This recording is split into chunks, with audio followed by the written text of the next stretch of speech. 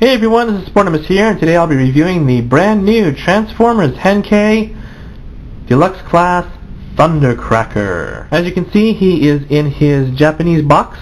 It's got Transformers written on the side with raised textured lettering here. Very nicely done.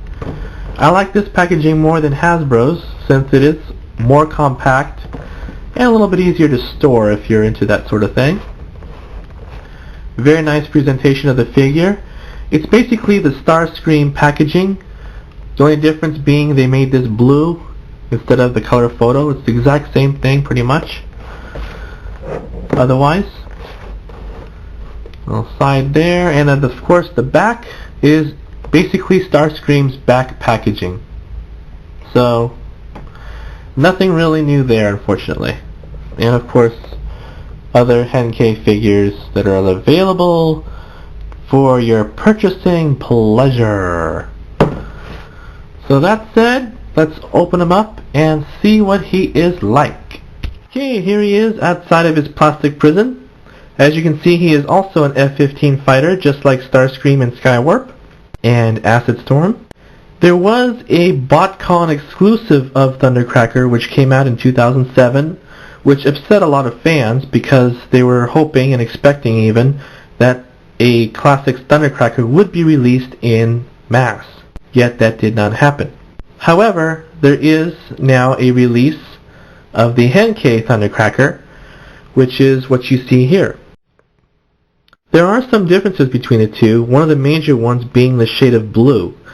This is, I believe, a slightly lighter shade of blue than the BotCon exclusive, and it has slightly different paint scheme on it, where the BotCon did not go all the way to the end of the wing. This one does. Otherwise, they're very similar to one another.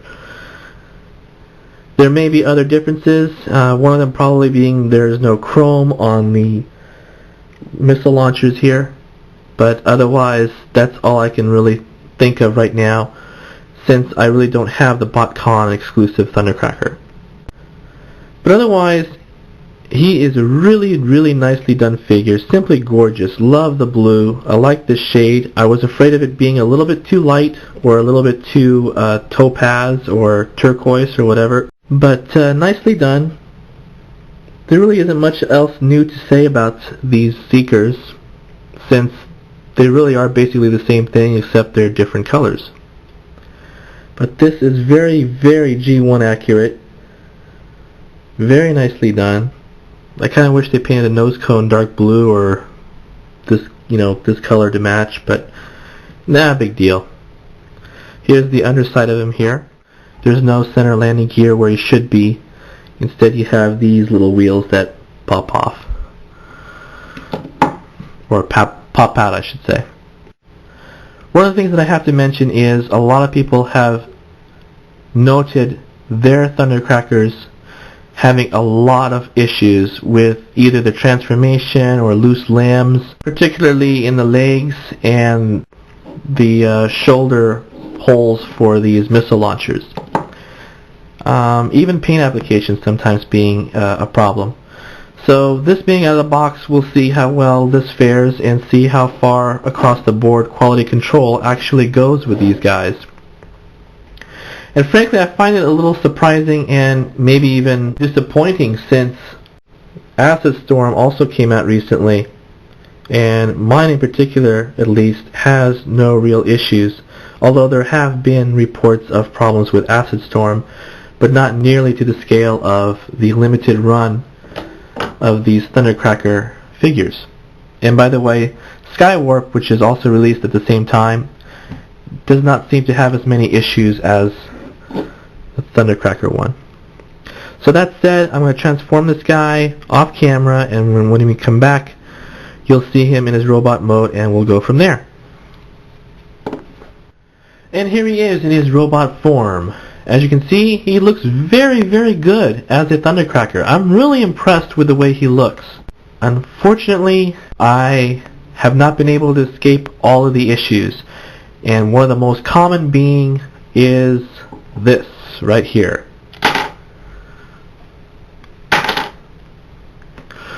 doesn't really stay in at all. It's very, very loose, which is really unfortunate that this has to be that way, which it doesn't. And either they molded, where is it, these pegs too small, or these holes are too big.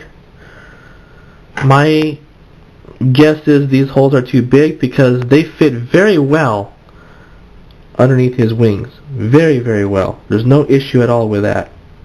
And since we're down here, I don't know if you can see that Decepticon logo right there, but there's one on each side here, as well as a red stripe, and as well as one being right there, which does not show up well at all. It's very faint. The purple is very, very light in contrast to the blue. There's also one on his nose cone, which does not show up that well at all, unfortunately. But take my word for it, they're there. Getting back to the null ray issue, it's most unfortunate.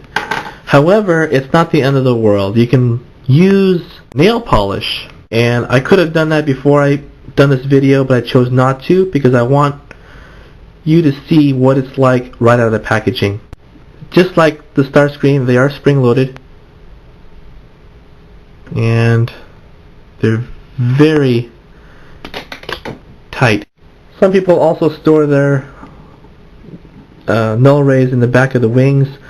However, he's a little tippy for some reason because the wing, when you're folded like this, see if I can show it in a decent view here. This hinge here is very loose, so any added weight seems to pull the wing back more.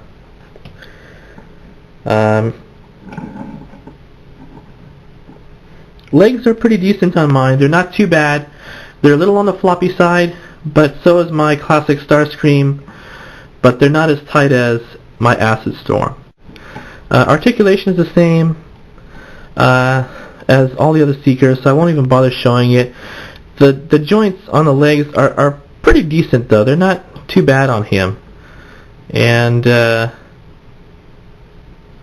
you know, I can make him stand on one leg, so that passes at least. So the only major issue that I have on mine would be the loose holes for these things to go into, and the fairly floppy wings, which do stay up, but you know, I think they'd be better off without these. Then they won't move so much.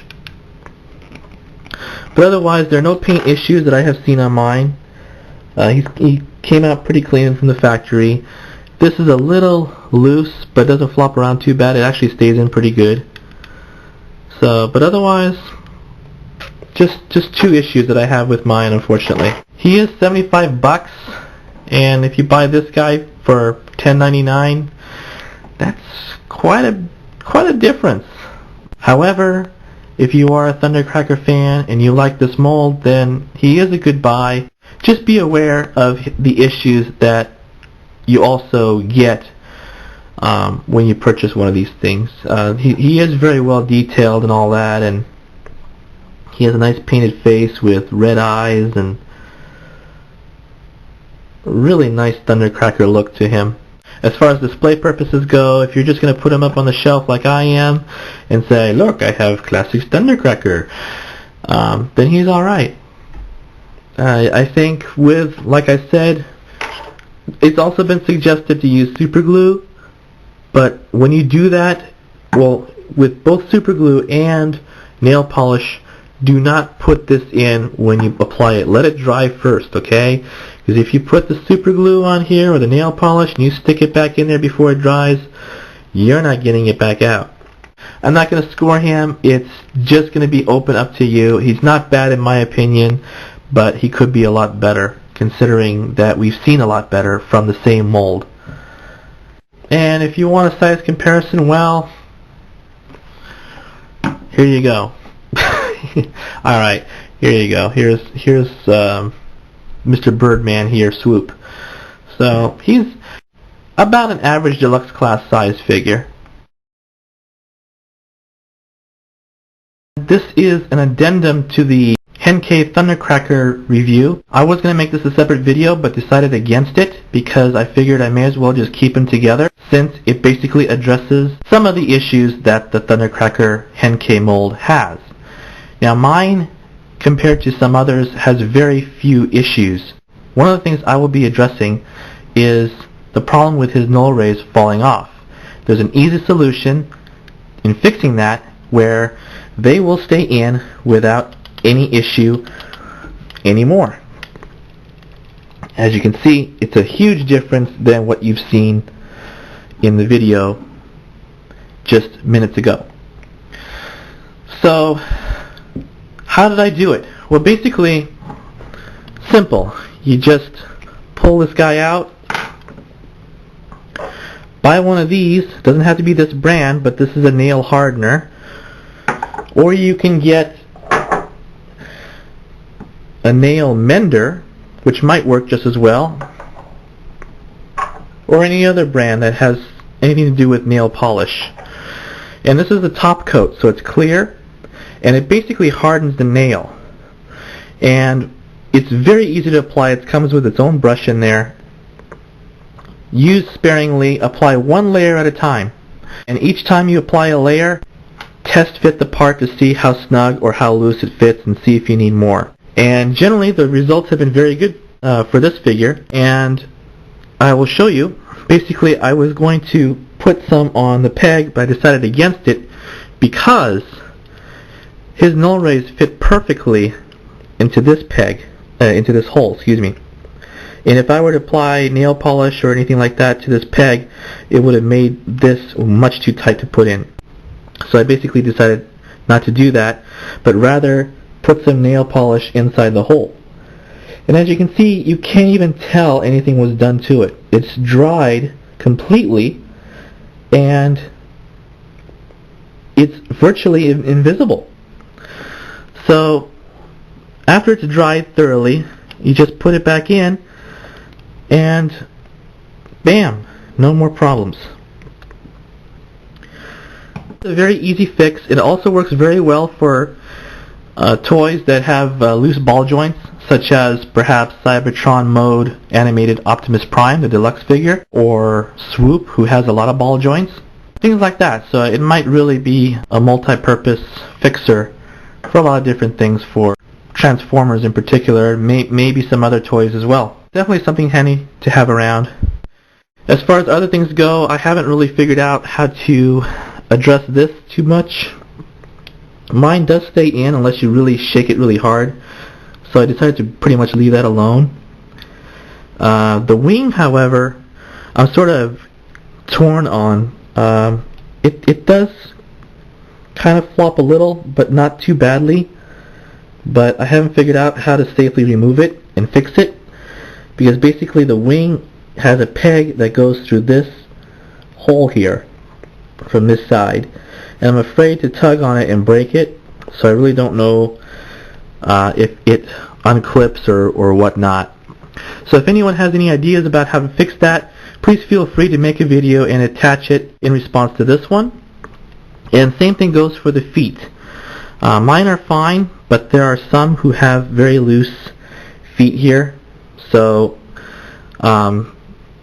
any input on that for others who have this problem, that would be greatly appreciated on their behalf. So anyway, I hope this video helps, and as you can see, it makes the figure so much better. It totally redeems him, and if you have some know-how skills, you can also put a little nail polish in his upper joint here, which sometimes it's a little loose on other figures. So that'll definitely help him a whole lot. It's a shame that they came this way to begin with, but at least it is something that can be fixed, and I hope that this will be helpful for others, and that's basically about it. This is Sportimus with the new and improved Thundercracker, saying thanks for watching, have a great day, and I'll see you next time. Later.